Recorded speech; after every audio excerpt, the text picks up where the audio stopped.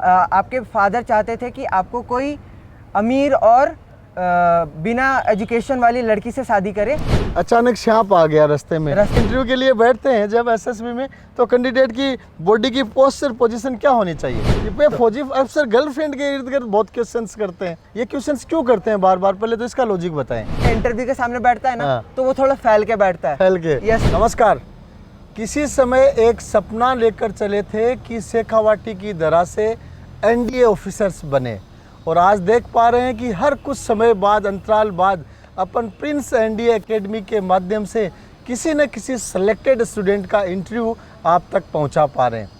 आज हम बैठे हैं चिराग अग्रवाल के साथ। चिराग अग्रवाल प्रिंस एनडीए एकेडमी का स्टूडेंट रहा है और एनडीए एसएसबी रिकमेंड हो चुका है। चिराग बेसिकली झारखंड का रहने वाला है और झारखंड में ही 10वीं तक चाईबासा सिंहभूम से आपने 10वीं तक की पढ़ाई की।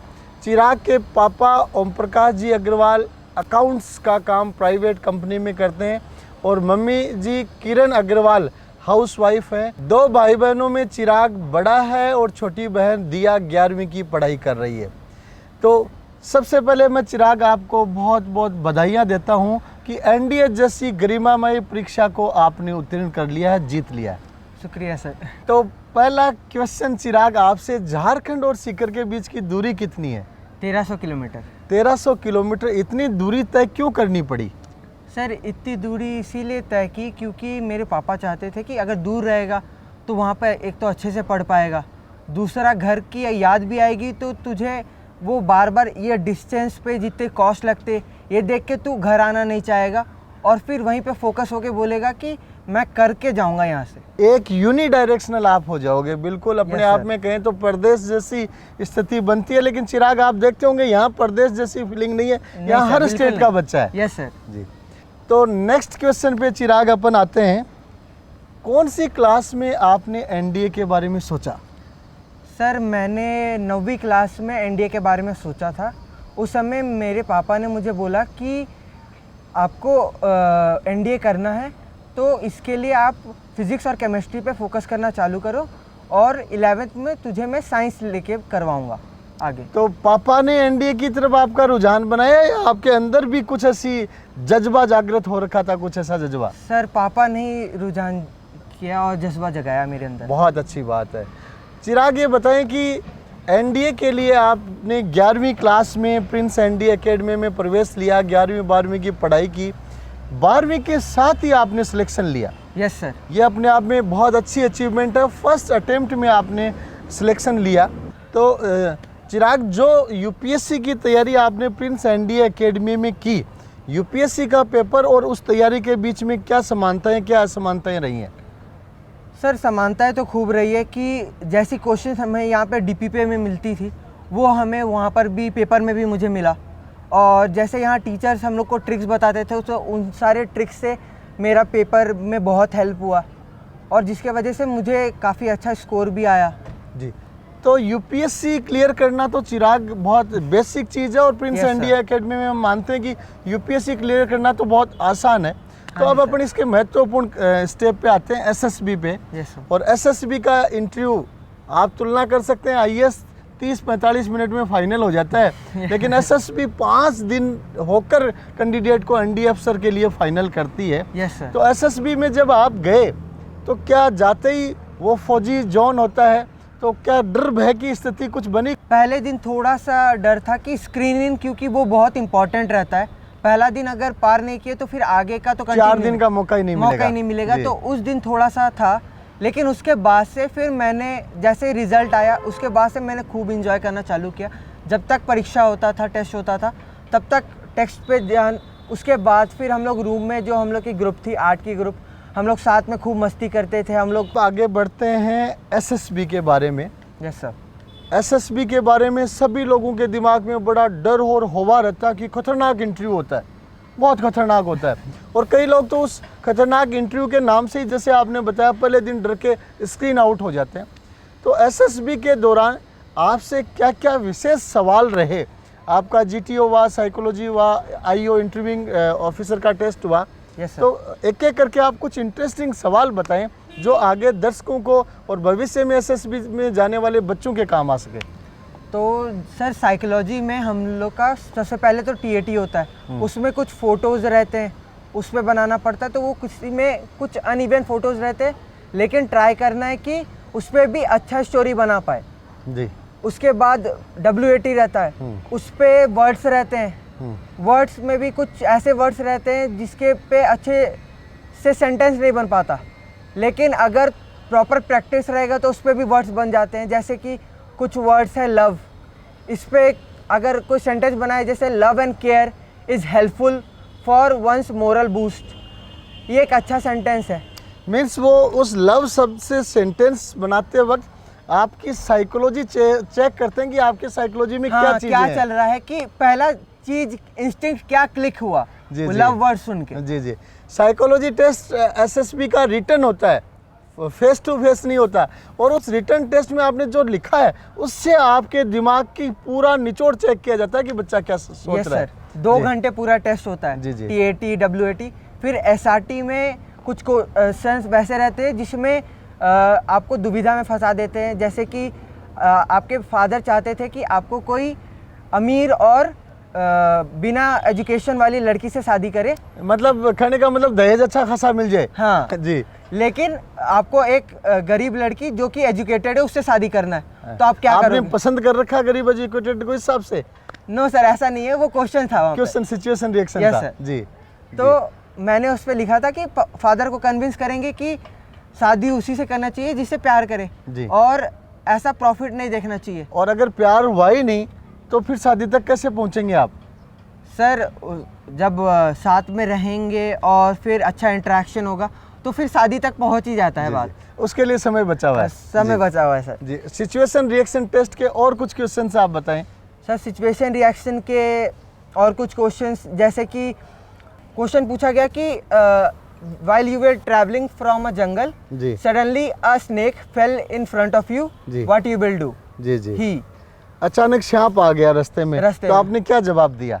तो मैंने लिखा कि waited patiently for some time ji. and then I tried to move the snake away from the field and then went to my job. तो क्या उसको सांप को तो लोग कहते हैं देखते ही मार डालो, तो अगर मारने का आंसर बच्चे ने लिख दिया तो उससे क्या इंप्रेशन जाएगा? सर मारने से पहले तो कोई भी जीव को मार नहीं सकते, तो उससे एक ब्रेवरी तो दिख रहा है कि सांप को मार दिया, लेकिन उससे नेगेटिव भी जा रहा है कि नेचर के प्रति आपकी लाइफ हाँ, के प्रति नेचर आपकी के बॉन्डिंग प्रति कम है। आप थोड़े अच्छे से इंटरेक्ट नहीं कर पाते हो, आपको नेचर पसंद नहीं आता, जी जी।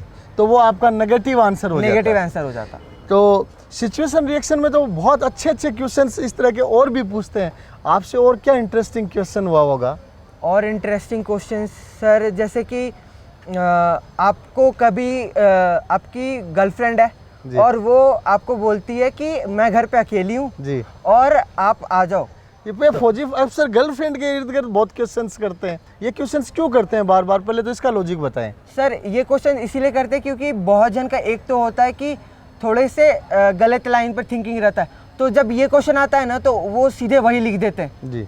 तो फिर अगर ऐसे बंदे रहेंगे तो फौज में उनका काम क्यों है? जैसे अभी NDA वाले में वुमेन का भी कर रहे हैं जी। एंट्री, तो इन पे तो ये मीन्स खराब हो आप जाएगा ये ना। देखा जाता है कि अगर साइकोलॉजिकली स्टेबल नहीं है कैंडिडेट Yes, तो वो sir. इंटेलिजेंस के मामले में कई जगह फ्लॉप साबित हो सकता है, जैसा कि अपन कुछ एग्जांपल्स में अखबारों में देखते हैं। Yes sir. तो आपके इस क्वेश्चन पे आपने क्या रिएक्ट किया? क्या क्वेश्चन था, क्या रिएक्शन था? सर मैंने इस क्वेश्चन पे रिएक्ट किया कि I will go to her house and then watch movies with her, talk with her, cook together, play, spend time. एक हेल्दी गुड टाइम आपने स्पेंड Yes, करने sir. का डिस्क्रिप्शन Yes, sir. बताया। जी जी, राइट। तो बहुत ही अच्छे क्वेश्चंस के आंसर चिराग दे रहा है, और NDA ऑफिसर के बनने के लिए आप देख रहे होंगे किस तरीके से कैंडिडेट को चेक किया जाता है। कुछ चीज़ें आपको डिफेंस से संबंधित या इंटरनेशनल रिलेशंस पे भी पूछी गई? यस सर, करंट अफेयर्स काफ़ी पूछे जाती है कि जैसे चाइना के साथ रिलेशन है, पाकिस्तान के रिलेशन है और अमेरिका के साथ है, तो आपको क्या लगता है कि क्या करना चाहिए? आपको कौन सा स्पेसिफिक क्वेश्चन रहा? सर मेरे को तो चाइना वाला रहा था। तो उन्होंने पूछा था कि हमारे जो चाइना के साथ रिलेशन है और वो हमारे तरफ एक स्ट्रिंग ऑफ पर्ल बना रहा है, तो आपको क्या कर मतलब कि इंडिया को क्या करना चाहिए उसके लिए। तो मैंने बोला था कि जैसे कि वो हमारे अराउंड स्ट्रिंग ऑफ पर्ल बना रहा है, तो हम भी जहाँ जहाँ है उसको कट करने के लिए उसी लोकेशंस पे कुछ जैसे पोर्ट्स या फिर सर्टेन जगह ले लिए, जिसके वजह से हम भी वहाँ पे अपने ट्रूप्स रख सके जब भी हमला हुआ, अपनी प्रेजेंस मजबूत कर सके। Yes sir. और जो ग्राउंड एरिया पे है वहाँ पर भी प्रॉपर मैनेजमेंट करे और नए इक्विपमेंट्स लाए। मीन्स जब आपको ऑफिसर के लिए भर्ती किया जा रहा तब भी आप 10 साल बाद में क्या स्टेप की तरफ बढ़ोगे वो चेक किया जाता है। यस सर, बिल्कुल चेक किया जाता है। जी, बहुत अच्छी बातें चिराग आपकी एसएसबी के संदर्भ में भी रही। तो एक क्वेश्चन मैं और भी कर लूं कि आपको यहाँ प्रिंस एनडी एकेडमी में एसएसबी की तैयारी करवाई जाती है? Yes sir. साल भर एसएसबी की क्लासेस चलती हैं, स्पेशल एसएसबी कैप्सूल कोर्स भी चलता है। Yes sir. तो उससे आपने क्या क्या चीज़ें सीखी जो वहाँ पे आपको काम में आई? सर साइकिल ऐसे तो जो मैंने एसएसबी कैप्सूल कोर्स किया आपने यहाँ? यस सर, 2 बार किया था मैंने यहाँ पे एसएसबी कैप्सूल कोर्स। एक 11वीं में, एक 11वीं में किया था और एक 12वीं में जब मेरा रिटर्न क्लियर हो गया था, यूपीएससी रिटर्न हो गया, उसके बाद मैंने किया था। जी। तो मेरे को सभी चीज़ों में हेल्प किया था, साइकोलॉजी में भी, जीटीओ में भी, इंटरव्यू में भी। तो साइकोलॉजी में कैसे लिखना है, क्या क्या उनको बताना है, स्टोरी कैसे लिखना है, वो ऐसी चीज़ें जो आपने वहाँ यहाँ एसएसबी कैप्सूल कोर्स कर लिया और वहाँ पहली बार देखने सुनने जानने को मिली, ऐसी कोई चीज़ें? सर ऐसी तो नहीं थी, ऐसी नहीं थी, लगभग सब बराबर ही था, बहुत सिमिलरिटीज़ थी, तो वो हेल्प बहुत किया था मुझे। तो चिराग फिर मैं आपसे फाइनली पूछना चाहूँगा, इस वीडियो को देखने वाले बहुत सारे स्टूडेंट्स ऐसे होंगे जो भविष्य में एसएसबी में जाएंगे, यस सर, है ना? तो उन बच्चों को एसएसबी क्लियर करने के लिए आप कौन कौन से महत्वपूर्ण टिप्स देना चाहेंगे? 2-3 महत्वपूर्ण सर टिप्स है। जैसे कि एक तो कभी भी होप लूज़ नहीं करना है। सामने वाले के पास नॉलेज है तो खुद पे ऐसा नहीं करना है कि आपके पास नॉलेज नहीं है। आप भी पढ़ के आए हो और यहाँ तक आए हो तो आप पे नॉलेज है जी। दूसरा, ओवर कॉन्फिडेंस। अगर आप बहुत ज़्यादा पढ़े हुए हो तो उसका ओवर कॉन्फिडेंस भी नहीं करना है। तो ओवर कॉन्फिडेंस आदमी होता है तो उसका पता कैसे चलता है? सर उसका बॉडी लैंग्वेज, बोलने का तरीका, वो सारा चेंज हो जाता है। जी जी। वो थोड़ा सा एक बोलने का तरीके पे और चलने का तरीके पे ना एटीट्यूड आ जाता है। थोड़ा अकड़ाई करके चलता है क्या? Yes sir. और जैसे इंटरव्यू के सामने बैठता है ना, तो वो थोड़ा फैल के बैठता है। फैल के? Yes sir. तो आप बताइए, फिर इंटरव्यू के लिए बैठते हैं जब एसएसबी में, तो कैंडिडेट की बॉडी की पोस्चर पोजीशन क्या होनी चाहिए? एक नॉर्मल पोजीशन पे, हाँ। दोनों हाथ सामने, नीज थोड़ा सा भी उठा हुआ नहीं, दोनों जमीन में टच, और फिर सामने इंटरव्यू को आई कांटेक्ट करते हुए। जी जी। ऐसे ही देखना है और फैल के नहीं बैठना है, ओवर बैठना कॉन्फिडेंस बताता हो। और फिर हाथ के मूवमेंट्स भी नहीं करने, पैर के मूवमेंट भी नहीं करने, ताकि नर्वसनेस नहीं दिखे। जी जी। हाथ पैर अगर कोई बार बार हिला रहा है इसका मतलब नर्वस है वो। नर्वस है। मीन्स वहाँ देखो कितनी बारीक बारीक चीज़ें सुनने में आ रही हैं।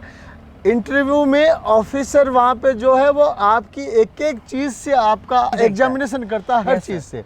और इम्पोर्टेंट मैसेज बच्चों के लिए जो आगे एसएसबी में जाएंगे।